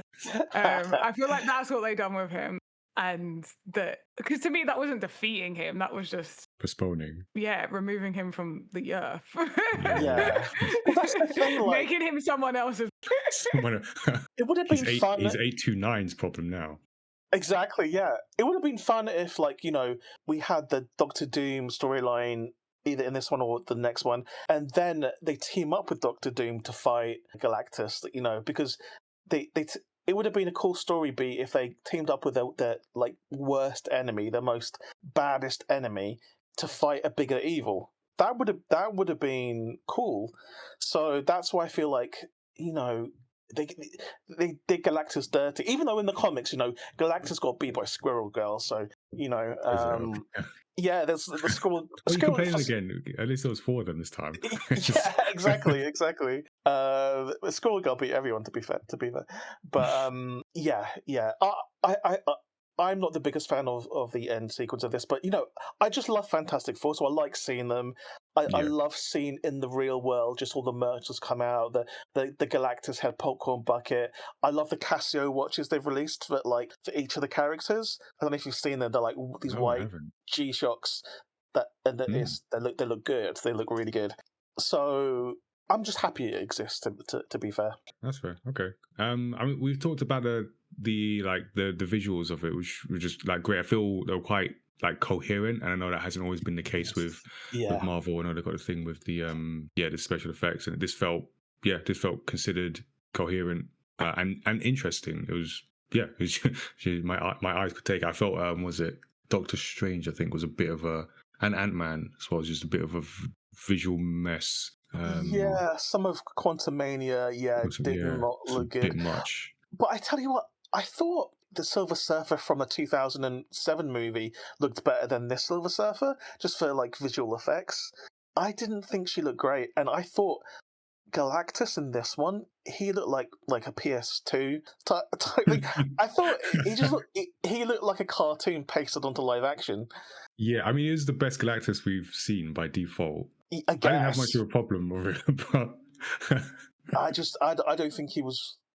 I don't know, because the DC had problems with like the Flash, like some of the effects in Flash, but I think that, this seems to be an industry problem. Yeah, but then if you look in the credits, there's like 50,000 VFX people worked on this, and none of them can make a realistic like Silver Surfer. Yeah, is that like time? Is that just they're not giving enough Probably time to things, or time and money, But yeah, they had a lot to do in this film. There's a lot of visual effects in this, so. But like I sound like I don't like it, but I did really enjoy this movie. It was fun, Again, like I'm looking forward to the next one. It's just because the expectations for me personally, like, is no, of course, yeah. high, That's the thing coming from the comics. I love them. Like, yeah, you've I get that. You've had your like years of imagination, or obviously you've got the comics, but you can play it, and then it can be almost like an impossible thing to like match that. I mean, I think it's an upswing, and I will say the one that maybe threw me off was like the baby a little bit, because I know. Oh my god! Yeah, there's a bit of uncanny moments. I have a thing about CGI babies. Just they're so bad. They've improved. Yeah, over the years, but yeah. CGI babies are just like freaky. Like, oh yeah, like in Twilight, the one from Twilight. Oh my god, that's exactly what I was thinking about. Twilight, baby. Oh, that was so bad. That's nightmare-inducing. Too big as well. It was like the proportions seemed off. I don't know. It feels to me like one of those things where, like, technically, like objectively, it was impressive. You know, CGI rendered a baby. That's technically impressive. But as humans, we sort of, we know like look and feel of just other humans, and see babies in particular. So I think there's always going to be just a human, that uncanny valley kind of situation. So it's better. But I don't think it can ever get to the point where I can't distinguish that from a real baby. I think we're always going to be able to see that's not a real baby. I think it just might be one of the things we have to deal with. Yeah. But yeah, so I think visually, maybe not perfect, but I don't know. I thought it was I was impressed by at least obviously, like we talked about the costume, the aesthetics, and there was like practical, obviously a lot of CGI, but some practical stuff in there. So I think the film has been praised for like plenty of practical or use of practical setups and sets and effects there, which is always good. We've talked a lot about the characters already. I think I don't know if anything else stands out, but I will say I think Jed, you touched on it. Just Pedro Pascal. I don't know how he did that as Mr. Fantastic, Reed Richards. I feel he was cool, but I do feel, and it's not necessarily a knock, because I like Pedro Pascal, who I will say, if you need the character who needs to take care of grudgingly take care of a child or transport said child from one place to the other, call Pedro Pascal, because he's typecast in that. But I would have actually preferred John Krasinski, like in John Krasinski and Emily Blunt as Sue Storm and Reed Richards, just because they're a real married couple. John Krasinski played Reed. Yeah, he played Reed in Multiverse of Madness, and I thought he was, for the time he was in it, I thought he was good. Vanessa Kirby she did a good job. I'm not saying she didn't. But she was great. I think Emily Blunt would have smashed it. Joseph Quinn, he Johnny Storm, I think he did a good job. The guy that played Ben Grimm, I thought he was really good in terms of quite zen Zen Yeah, Ben Grimm. yeah, I thought he was pretty good. But yeah, Julia Garner as Silver Surfer, I don't see the point, to be honest. I know they wanted to gender swap. Well, the classic Silver Surfer Norman Rad from the comics, but I don't know why. Because she, I don't know. She barely had anything to do, to be honest. I think some of her bits were cut, maybe her backstory as well. Yeah, because the little flashes of her on her home planet, I was Yeah. just like, oh, I don't care about this. I really don't. There's so much good source material for Silver Surfer, and yeah, just none of that was it. None of that was in here. So I don't know. I don't know why it was Julia Garner, to be honest. What do you think, Tazzy? Was there anyone that stood out, resonated with you? I know this question comes every week, but I don't think I haven't asked this week. The robot, what's his name? Oh, Herbie. Herbie. Yeah. Just so cute, so good. Love He all tried. little Herbie. Tried to protect the Yeah, he was baby. Yeah. trying to protect the baby. Can cook. His little styrofoam packaging type nook in the spaceship when he goes off and gets his samples and then comes back when they're rushing back. It was great. Yeah, and then I always love Johnny. I don't think I've I like ever Johnny. not loved Johnny. Yeah, I like Johnny in this. I like the dynamic he had with Reed. Yeah. I like the dynamic him and Ben had. Yeah, that's true. The scene Say where it. they're What time is it? Yeah. Oh, I and love then that. I love that, the scene when they're in, I think, Johnny's bedroom and waiting. They're I think it's great that you've gone and checked if they're back, and they're back and forth with that. Cracked me up quite a lot. Maybe more than it should have.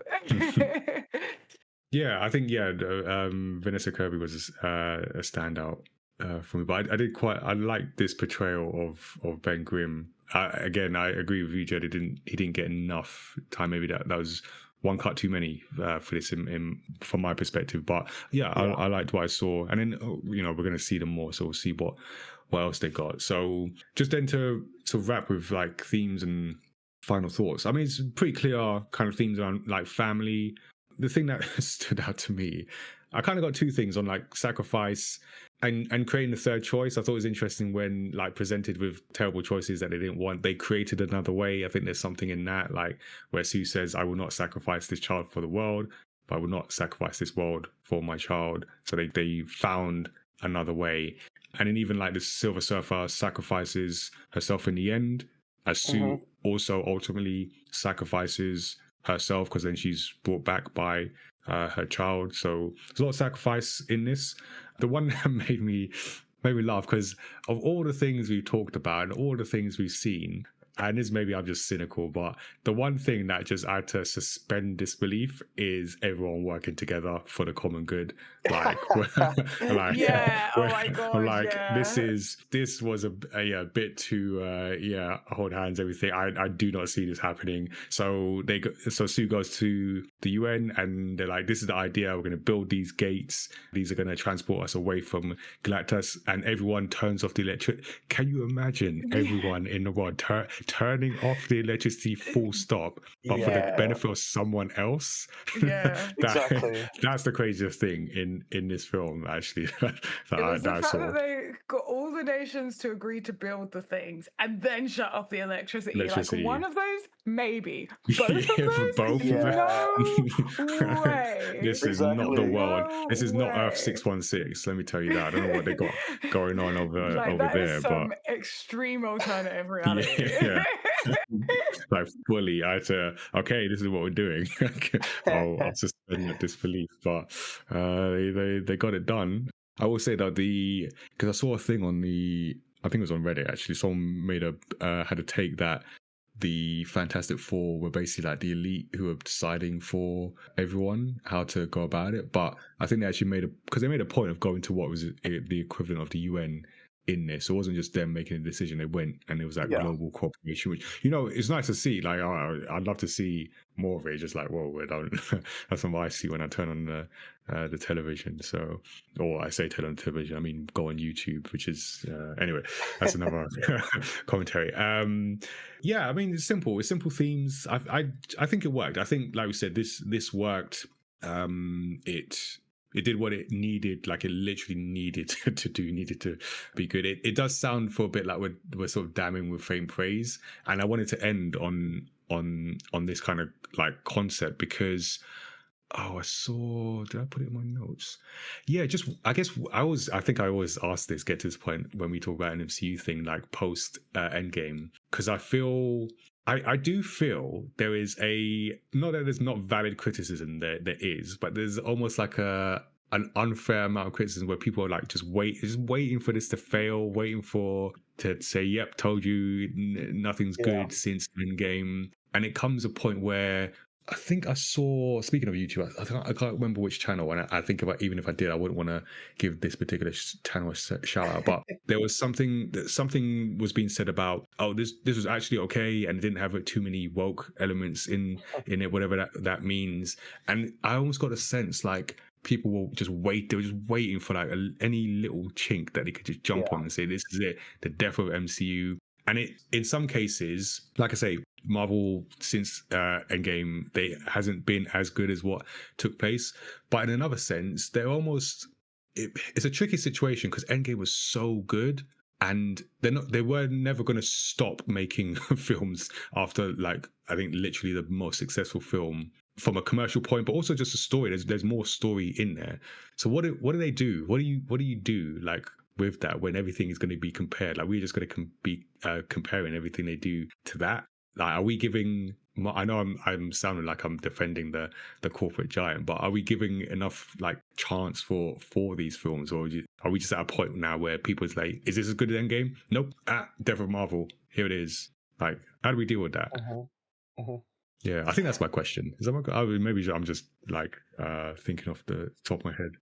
I guess I'm saying, like, how do we approach Marvel films going forward? Because if we say this is a decent film, and let's just give this it's on the upward swing, because I know, Tazzy, you haven't seen Thunderbolts. I don't know if you've seen Thunderbolts. I loved it. I thought it was really good. I thought it was genuinely. I actually think Thunderbolts may be a slightly better film than maybe Fantastic maybe. Four, but so I think it's good, but it still feels like there's a bit of fatigue, and like I said, there's some fatigue, and some people just like, I would say, like an agenda of just like everything's terrible since Endgame, and that's the thing, you've got to convince me otherwise. Or so, yeah, maybe it's just a commentary. Maybe I don't have a question on that. I think though, like, because I'm of the thing of like, I've said this in the past of like how people like judge Marvel films like way too strictly in like having to be the best of the best of the best in order to be rated good. Like, anything that isn't absolutely amazing is apparently a terrible movie. But also, they kind of put themselves in that space by making the cinematic universe so linked that a lot of stuff like can't stand alone. And I think Fantastic Four can kind of stand alone, but it does feel like purchase the DLC, like I said earlier. So yeah, I'm like, because I would love to just see this as like, oh, it's a good film on its own, but then I'm disappointed because it's like sequel, like the next one is not just a Fantastic Four movie, it's an Avengers movie. And I'm like, I didn't want to like invest in a whole nother phase. But then because The Last Guardians, actually, that was a fantastic standalone. That was really like good. That stood on its own perfectly. Like, you can just watch that film and it works, or watch the like just the Guardians films and it works. So that's what I miss. I think we're getting less and less of like films that just stand on their own and can stand by themselves. Right. And that's what's making it so easy to judge a Marvel film by Avengers Endgame. I think that the Marvel movies, then for me, they're not like event movies anymore. They're not like, when the first few phases, it was just like, okay, day one, I'd go to see it in the cinema. It would be all everyone was talking about. I don't see that anymore, and because the Disneyfication of everything, there's just so much of it out there, and you Yeah, feel like you're missing out if you miss like one TV show. So like you kind of check out, and it's starting to get generic as well. And I don't think that they've beaten the comics ever, because with the comics you get layered storytelling over the years. With these movies, they're just like, they come at you and they expect you to kind of like these characters, but it's difficult. I did think the Thunderbolts, they did a really good job in making us like these characters, and they're not the biggest characters in the world, but for some reason they just did a good job at introducing it's them. about something. It's a story. It's about Exactly. something. Yeah, yeah. So so we know that they can do it every now and again, but I just feel like maybe the people they've got involved don't really know the subject matter that much, don't really know the comics that much, and I just feel like they're almost, I hate to say it, like phoning it in sometimes for some of these movies. Like, I don't know if you watch Madam Web, but Madam Web feels like they literally just typed the word Madam Web into ChatGPT and then just filmed it and just filmed whatever that came out, because none of it made sense. All of it was insane. Yeah, so and like and they teased us with the Blade movie. When's the Blade movie coming? Like, it's Yeah. crazy. Yeah, I mean, I said this in a previous one after I saw Thunderbolts, that what I do quite appreciate is where, at least from what I've seen so far in this year, that the after credit scenes or the mid credit scenes, because we got to a point basically where it became like wishes instead of what's actually coming. Yeah, Exhibit yeah. A Blade, and I feel Yeah. there's a bit of a return to like when I saw. I mean, so I guess some spoiler alert. You already mentioned it, but for that, where the post credit scenes pointed to Fantastic Four, and we know that's coming. Yeah. Fantastic Four points to something that we know is coming. I'm for that. Don't, because wishes, you just get to, oh, wouldn't this be cool, and then you never see it. Whereas I like the, okay, we're going to see that. You just give me a bit of a bit of momentum. And the last thing I'll say, that on the topic of how we judge the films, I think some of it is also natural. That was the other point I was trying to throw out. Where if we think about, like, I'm not an iPhone user, but I did like, in the early stages, it was an event when a new iPhone was released.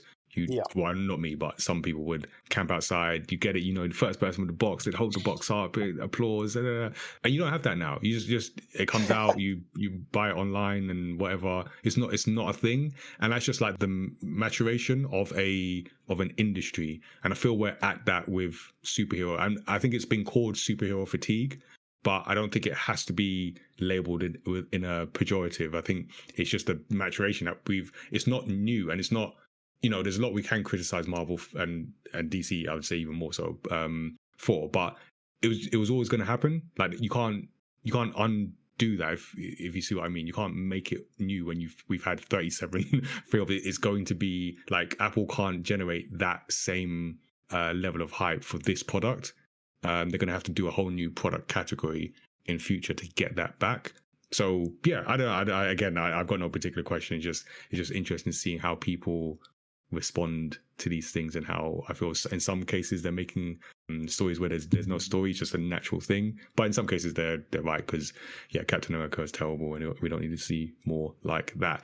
Any other things, any other points that we haven't, I know we might have skipped on, or that anyone wants to mention before we wrap? But anything else that stood out or left an impression on you? No, I think we covered most things.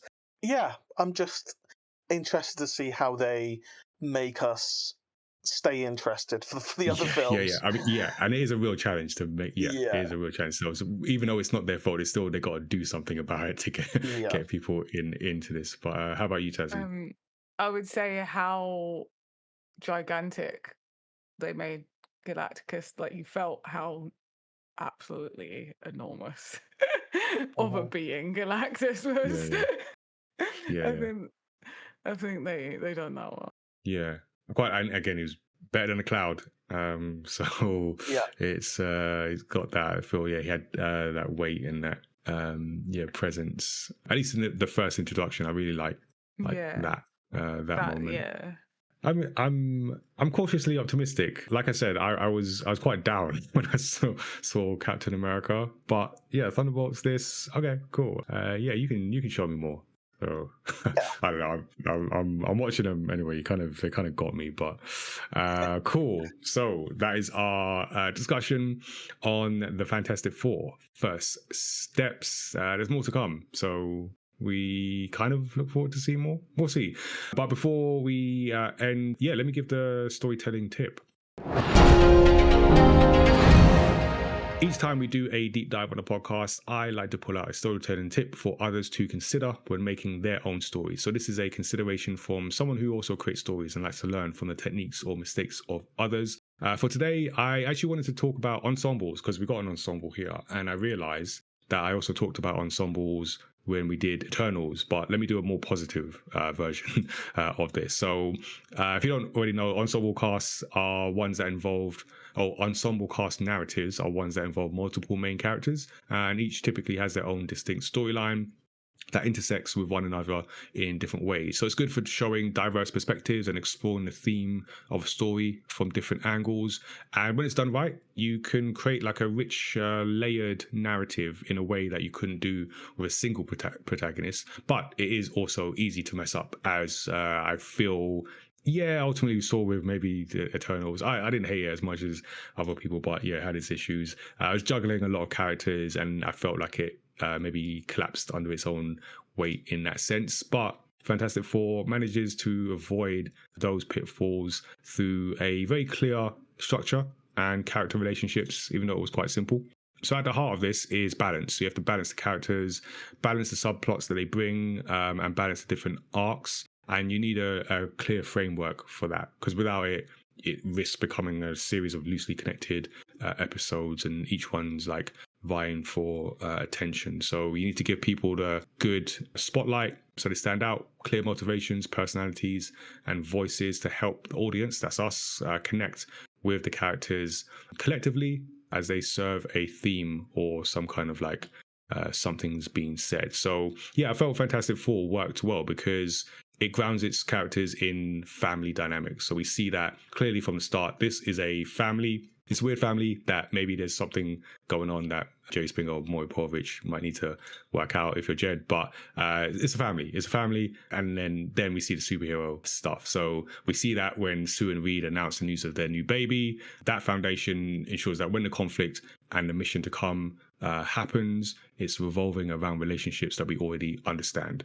So it can be criticized for being a basic story. There's a lack of, but the lack of complexity does give space for those relationships to breathe a bit more.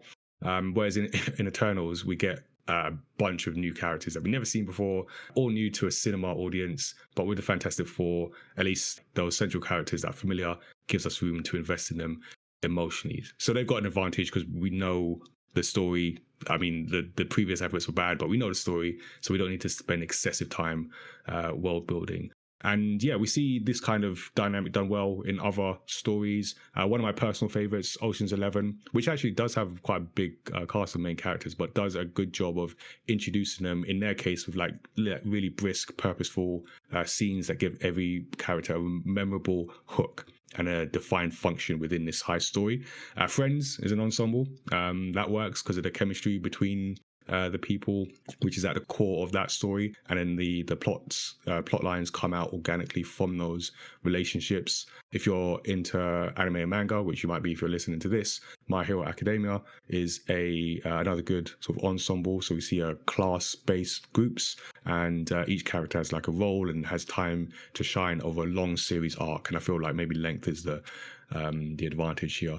So here's a few tips to consider if you are using an ensemble cast in your story. I always feel, and I often say this tip, is establish a strong theme. Feel having a central theme, especially in this case, helps tie all the storylines together. So all the subplots speak to a central theme, helps make things coherent. So even if characters go separate paths, the story still feels whole. So think about that, like a unifying relationship concept family, as we saw here, heist, Ocean's 11, fantastic film, something that ties them all together.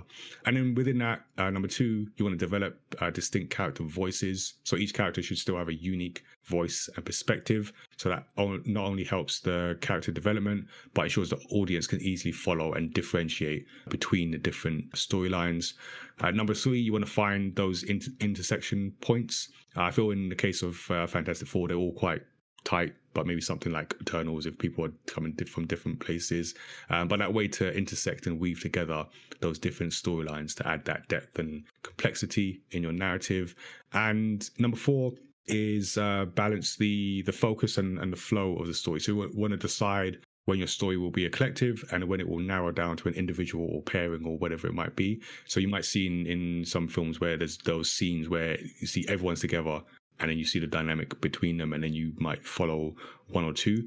So you want to, in your dynamic, and we saw that in Fantastic Four with maybe Johnny and Ben maybe suffering a little bit, but not everyone will necessarily get equal time in every scene, but you want to sort of balance the spotlight across the narrative so that overall each key character has their moments to shine and contribute to the plot. And I feel they did manage that, if not perfectly. So, and then just like a bonus one, just remember, only introduce as many characters as a story can reasonably serve. So don't just dump everyone in at the same time.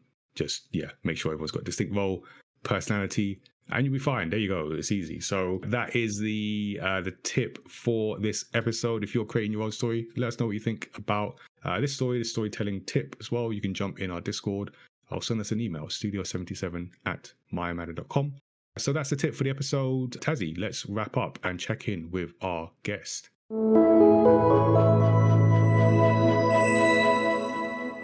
Jed, if we could hear about any upcoming projects that you want to talk about, or anything interesting. Well, for those who haven't seen, in the end of last year, I made and released a documentary about the Blair Witch Project called the Blair Witch Documentary. So that's out there, and it's about the Blair Witch Project's, for return on investment, it's the most successful horror movie, most successful movie of all time, even.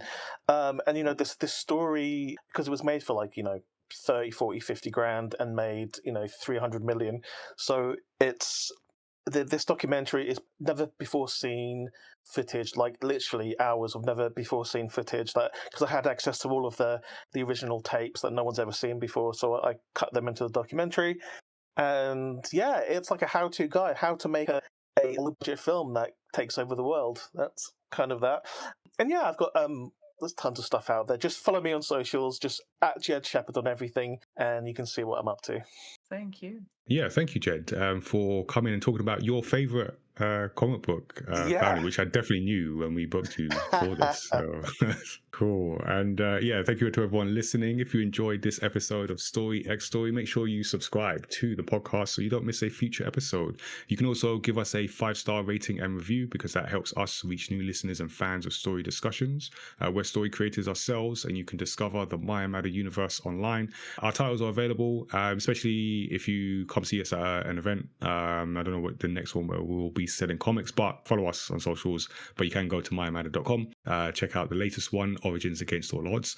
You can also jump in our Discord, connect with us in between episodes as well, and get involved in the Do I Look Like a Gamer campaign. So we've got events coming up. It's all about promoting inclusion and diversity in the video games industry and wider culture. We've got plans for the remaining months of this year, especially some big ones later on, which we haven't announced yet, but we've got other stuff between there. We've got an event coming up, we've got Comic-Con, and then we've got something for the end of the year. But you can check out the photos from this year's campaign 40 as well, looklikeagamer.com. Check that out. And as for the podcast, we release new episodes on Thursdays that include video game discussions, interviews with creative professionals, and deep dives into stories across pop culture. And you can always give us a shout directly. Our email address is studio77@myamatter.com, and our website with links to subscribe is myamatter.com/storyxstory.